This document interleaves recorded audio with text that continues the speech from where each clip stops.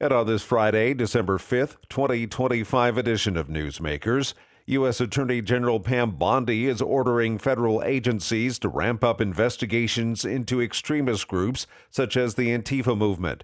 An internal memo released by Bondi yesterday said the domestic terrorists use violence or the threat of violence to advance political and social agendas, including opposition to immigration enforcement, adherence to radical gender ideology, anti-Americanism, anti-capitalism, or anti-Christianity. The memo called for the FBI's Joint Terrorism Task Force to prioritize the investigation of such conduct. A Samaritan's purse plane based and operating only within Africa was involved in a hijacking incident on Tuesday. The Christian Post reports an armed hijacker snuck onto the plane, which also carried a pilot and one Samaritan's purse staff member on board. The pilot eventually landed the plane in Wau, South Sudan, where the National Security Service of South Sudan took the hijacker into custody. The caravan aircraft was en route to Maiwut, South Sudan, to deliver medicines to be used by a mobile medical unit based there. In a news release, Samaritan's Purse said, quote, "We praise God that no one was seriously injured, and we are grateful to the security forces for their support and swift action on the ground to resolve the situation and bring a safe outcome." Texans can now sue people who mail the abortion pill to mothers in the state under a first-of-its-kind law that went into effect this week.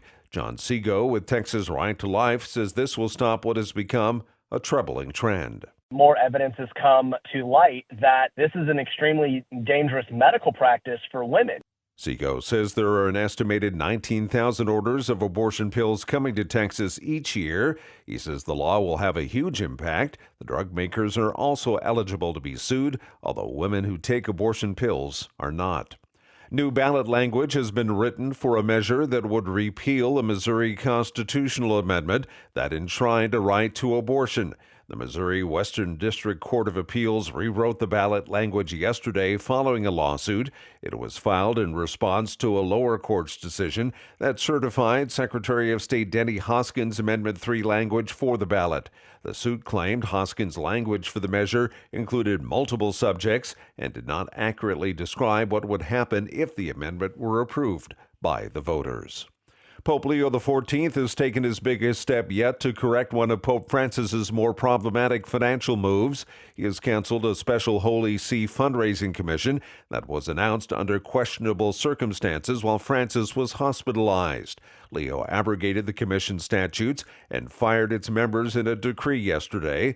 It was the latest sign that history's first American pope is wrapping up the loose ends of Francis's pontificate as 2025 comes to an end. And that's Newsmakers for this Friday, December 5th, 2025 edition. I'm Keith Black.